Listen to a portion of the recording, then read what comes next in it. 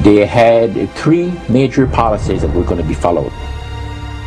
First, Lucifer says, we have to make sure that people, humans, get to believe that Satan and his angels do not really exist. You know, Roger, that's interesting because a recent research study report that I read indicated that in a national survey, I believe it's over 75% of people do not really believe in a real tangible devil. But there is one. Oh, yeah. Oh, the next thing, the three parts policy that they had adopted there, the second one was to find a way of being able to get total control of people's minds. And that would be done by taking hypnotism out of the realm of the occult and introduce it as a new science for the benefit of mankind. They felt that by taking hypnotism out of the realm of the occult and introducing it as a new science for the benefit of mankind, they could then use people of great renown, educators, people of capacity, that would do great things, such as supposedly regress people in time to former lives that they had.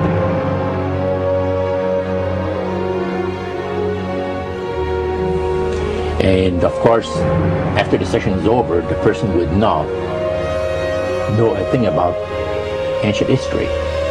And the person she or he has talked about performing, certain deeds, we'll say, 3,000 or 4,000 years ago.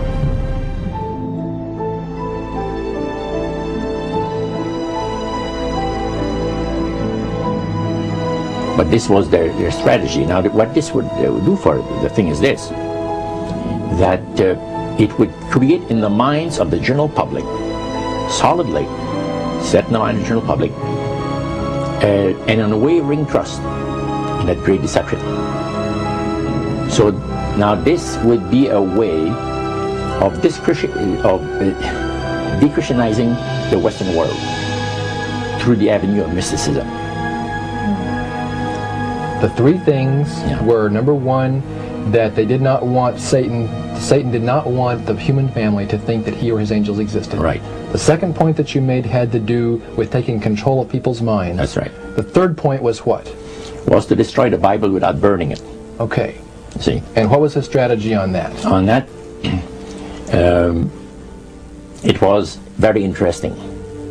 Because after the Great General Council, it was decided that Satan would tutor Charles Darwin personally in setting up the principles of his theories of evolution. He was tutored by Lucifer himself, fallen Lucifer. And at that time, it was understood, Satan and his spirit counselors understood, that if a person was led to believe in the theory of evolution, it would, in his life, destroy completely the creation week of the Bible, the fall of man, and the plan of redemption. It would do away with it. Anyone that teaches a theory of evolution is considered to be a minister of a great religious system. And he said that every teacher of that theory is recognized by the spirits as a person of great value and receives a very special unction from Satan himself, giving great power to induce spiritual blindness, to convince and convert. Three capacities.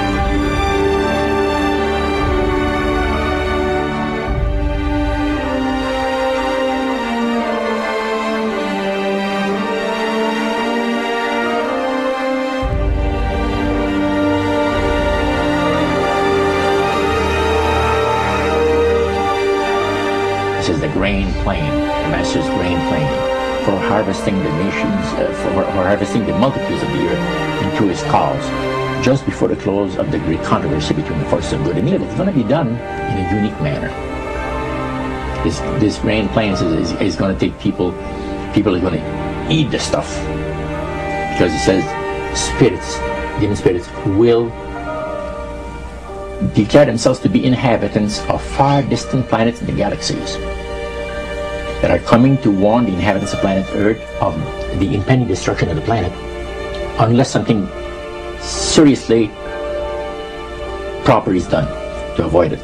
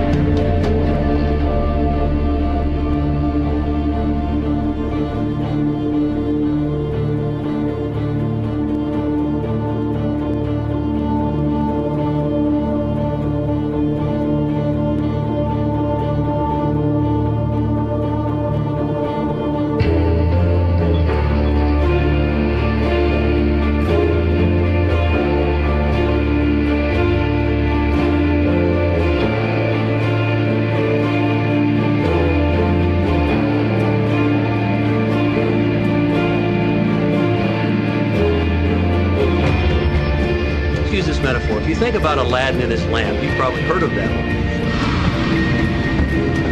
The genie always says one thing. Your wish is my command.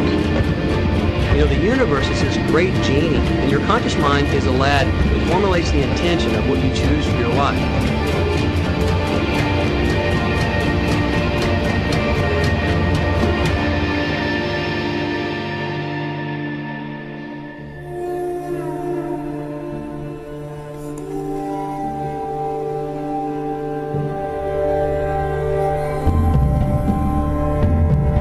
At the very heart and core of all these secret societies lurks the Kabbalah.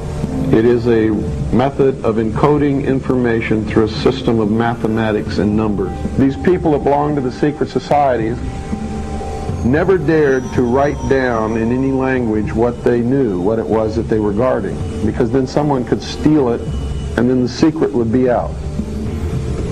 So they took this knowledge and they made it occult through a system of encoding, encryption, one of which is mathematics, numbers. Another is architecture. Everybody wonder, why do they have a fraternal organization called the Freemasons? Aren't those the guys that build walls? You bet they do. But every wall they build contains the secrets that have been kept and maintained throughout the ages, and it's encoded in the architecture and in the measurements of the buildings and in the mathematical formulas used to derive the geometry, the shape, the length and breadth and height of rooms. It's all encoded there.